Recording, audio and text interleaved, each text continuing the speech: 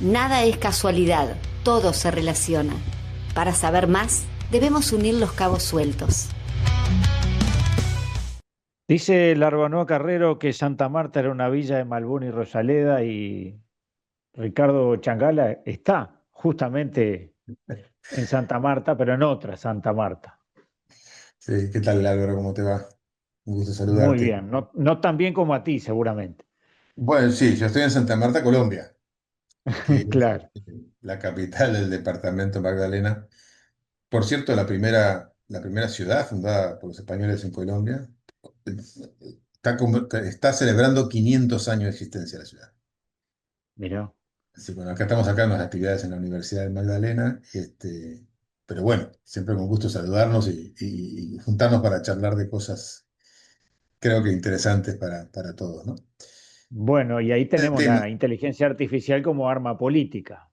Sí, pero te quería decir algo. Antes de entrar al tema, quería contarte un Sí. episodio que viví, que me parece relevante compartirlo contigo y con la audiencia. Fíjate que, bueno, esta es una actividad académica, social, que tiene que ver con temas de afrodescendientes y pueblos indígenas, en eso estoy. Y la actividad comenzó el martes con una invocación ceremonial, espiritual y también humana, social, que él lo realizó una guía espiritual Wayuu, que es uno de los pueblos indígenas mayoritarios en esta zona y en general en Colombia, muy importante. Bueno, hizo su ceremonia, hizo algunos comentarios con aspectos que tienen que ver con la vida, con la relación entre los seres humanos. Pero lo que quería decirte es que el comentario es que hizo referencia a dos personalidades mundiales de pensamiento y de los cuales citó alguna frase, ¿no? Por un Ujú. lado citó a Gabriel García Márquez, que además tiene mucho que ver con el lugar donde estamos, ¿no?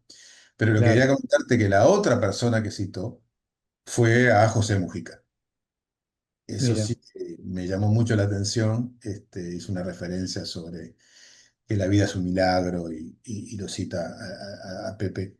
Este, y bueno, me pareció relevante compartirlo porque bueno, una demostración más que la figura de Pepe Mujica no solo traspasa fronteras, sino también culturas, ¿no? Porque realmente lo estaba Mm, haciendo una persona que básicamente vive en su comunidad, en su entorno, en su realidad, y sin embargo tenía muy presente a José Mujica, ¿no? Entonces creo que sí, y además lejos o distanciado, por lo menos de alguna manera, de la figura de mandatario, sino como pensador, como humanista.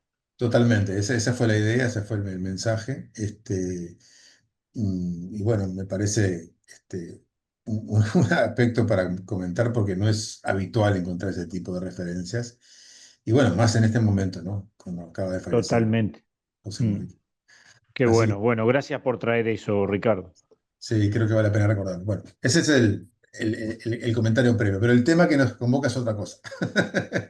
Y quería, sí, como el título lo menciona, lo vemos en pantalla, este tema de la inteligencia artificial, no solo como un avance científico, en fin, esa perspectiva, sino desde una perspectiva política. Quiero comenzar con un hecho que va a pasar hace unos días. No sé qué tanta repercusión ha tenido por ahí, pero para mí tiene una relevancia. El 14 de mayo, hace muy pocos días de este año, resulta que la plataforma X, lo que antes era Twitter, ¿no? Tiene además una inteligencia artificial, es decir, un asistente virtual que se llama Grok, ¿no? Bueno, entonces algunos usuarios, como hacen todo el tiempo muchísima gente, le hicieron preguntas. Pero ¿qué pasó ese día? Es que frente a cualquier pregunta que le hacían a la inteligencia artificial, a Grok, primero respondía básicamente lo que le estaban preguntando, pero luego agregaba una afirmación que nada tenía que ver con el tema. ¿Mm?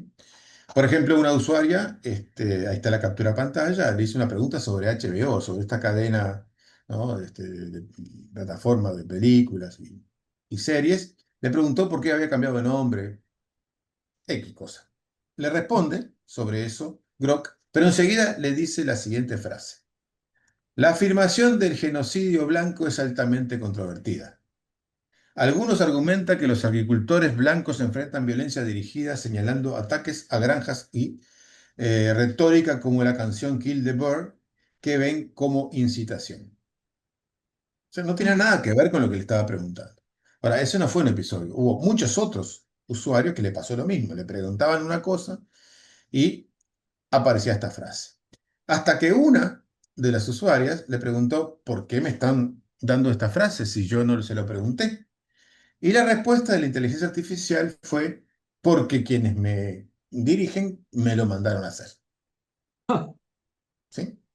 Obviamente todas estas cosas desaparecieron rápidamente de la pantalla, pero bueno, ya sabes cómo es esto. Los usuarios hacen captura y nada se puede esconder. Naturalmente se planteó que era un error, que había un defecto. En fin, pero esto merece que atemos varios cabos. El primero, el tema en sí. ¿Qué es esto del genocidio blanco? ¿De qué está hablando la inteligencia artificial, aunque nadie le pregunte, ¿no? Bueno, de lo que está hablando es del contexto en que ocurre en este momento en Sudáfrica, donde hace unos días se promulgó, ya se había aprobado el año pasado, pero se promulgó una ley de reforma agraria, que lo que hace es un reparto de tierras, territorio en el cual hasta esta reforma, el 8% de la población, que es de ascendencia blanca, africana básicamente, tiene el 72% de las tierras agrícolas. Mientras los demás, es decir, básicamente la población nativa o afro, o negra, tiene menos del 4% de las tierras. Ese es el escenario, ¿no?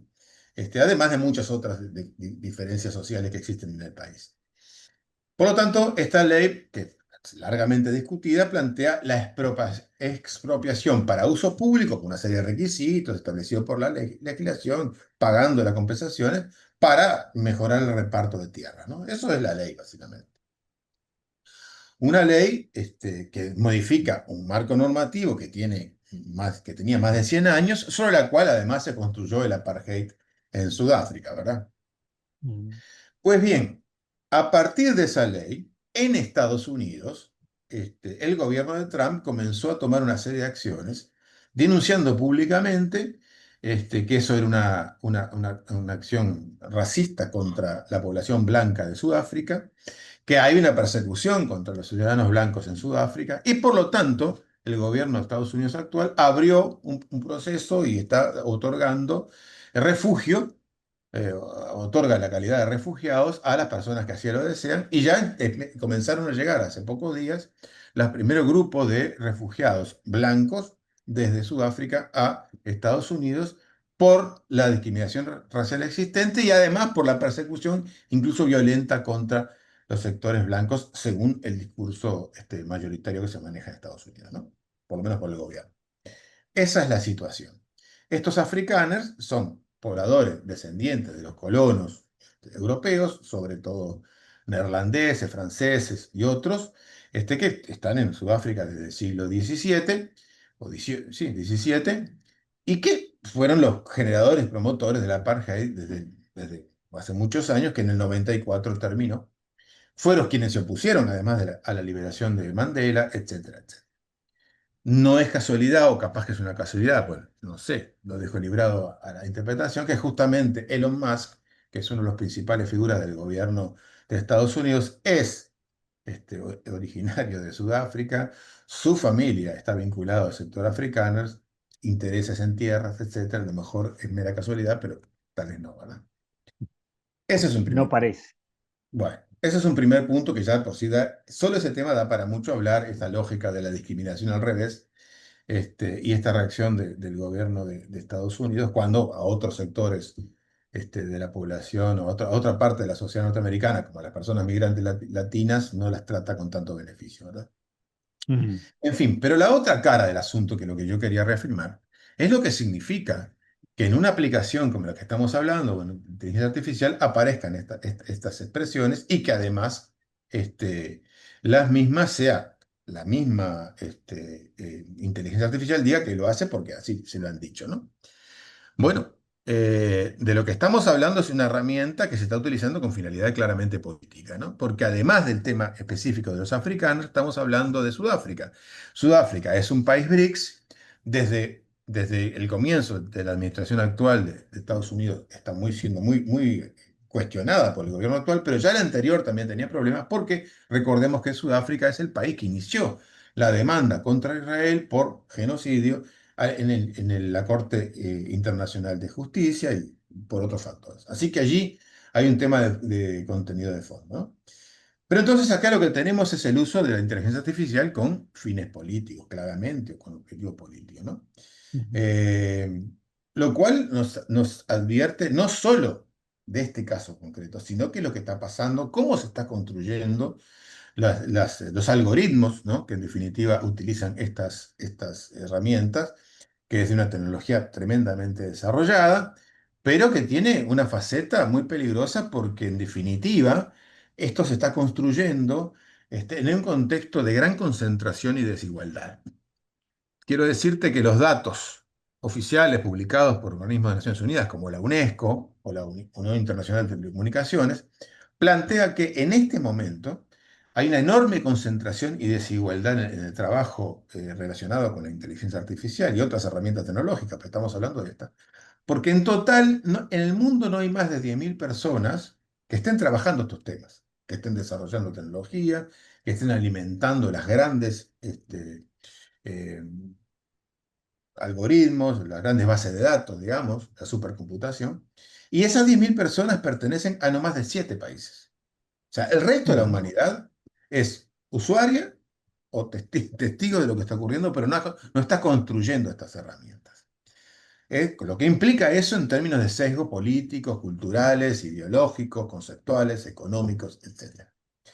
En segundo lugar, tampoco hay todavía ninguna herramienta desarrolladas en términos de regulación y vigilancia a nivel global. El primer acuerdo global mínimo que hay es el pacto que se firmó en 2024 en contexto de Naciones Unidas, pero no es más que una declaración sin demasiado ejecución específica, ¿no?